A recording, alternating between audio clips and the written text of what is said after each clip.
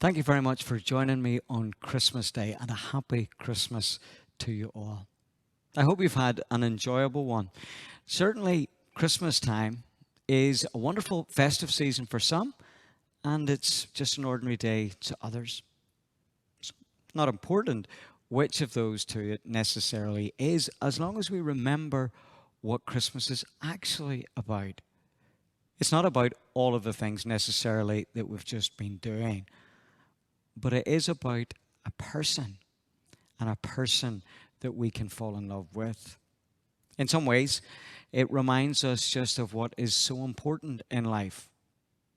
That very first Christmas, for those who went to see Jesus, it was special.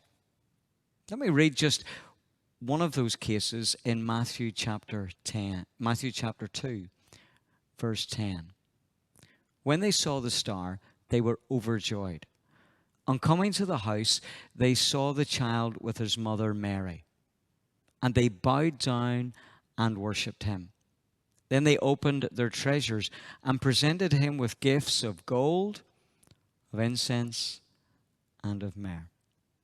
There were three things critically important to that first visit: the preparation that was involved, the provision that had been made, and the participation that they engaged in. First of all, the provision. What resources these wise men actually had. Look at the gifts that they were able to give him: gold, incense, and myrrh. Now, we might not have such available resources, but what you have given to others today should be an expression of your love. And what these wise men gave was an expression of the resources that were available to them and what they wanted to give to this baby child. They hadn't cut back on the expenses. They had gone to great lengths to make sure that that provision equaled the admiration and love that they would have for this Christ child. I wonder, as we celebrate Christmas, have we given Jesus that same gift according to the provisions that we have? Surely we're not going to give them the leftovers of this day or any other day as we celebrate the Christmas season. The second thing was the preparation that these wise men had to make in order to get there. This just wasn't round the corner. This was some distance away from their home. They'd have had to prepare the animals for travel. They'd had to make sure that they had the food available to assist them on their journey. And they would have taken other people with them along that route. The preparation involved for serving Jesus is exactly the same. It costs to follow him. And today reminds us that a baby was born into the world who paid the ultimate cost and made the ultimate sacrifice for our sin.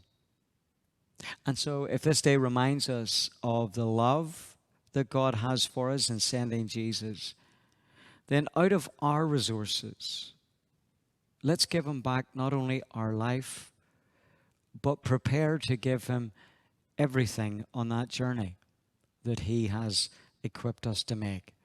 This time it's not to a stable, but it is along the pathway of this life. And the greater preparation that we make to journey with him, then the greater sense of fulfillment and joy each one of us will receive. And finally, look at the participation that they engaged in. They bowed down and worshipped him. Those that were gathered together on that particular day, Mary and Joseph and the wise men and the Christ child, were together. They participated in a moment that they would never forget. It was ultimately going to change their life. When they traveled back that day, they perhaps would think nothing else than the significance of that moment. I wonder, do you enjoy your participation in your life with Christ? Do you get joy and excitement out of following him? Does this day remind you of the extent that he was able to go to and wanted to go to make this Christmas Day possible for each one of us. I hope that in the year that lies ahead, that for all of us, we will realize that we have been given much, so we should give much. Just as the wise men were able to give gold, frankincense, and myrrh, so can we. We can give out of the rich resources that God has provided. That it didn't come easily, and that preparations were made to travel to see the Christ child. Preparations are made every day to meet Jesus afresh. And lastly, there is a great banquet that you and I, who are believers, are going to be invited to. It's not here, but it is in heaven.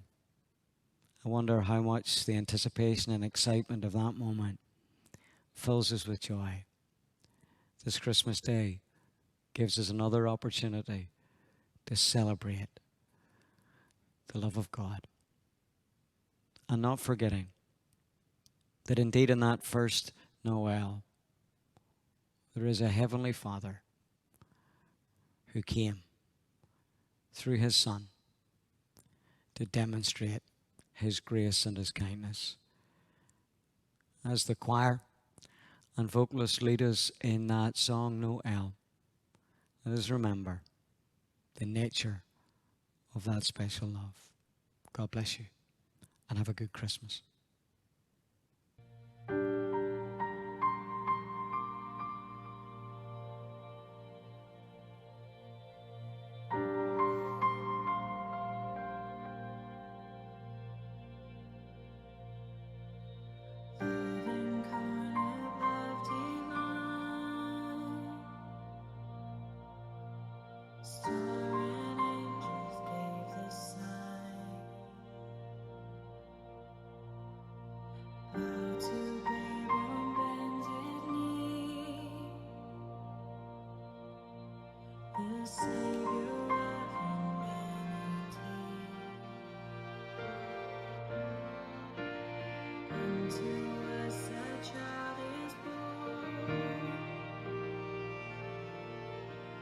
He shall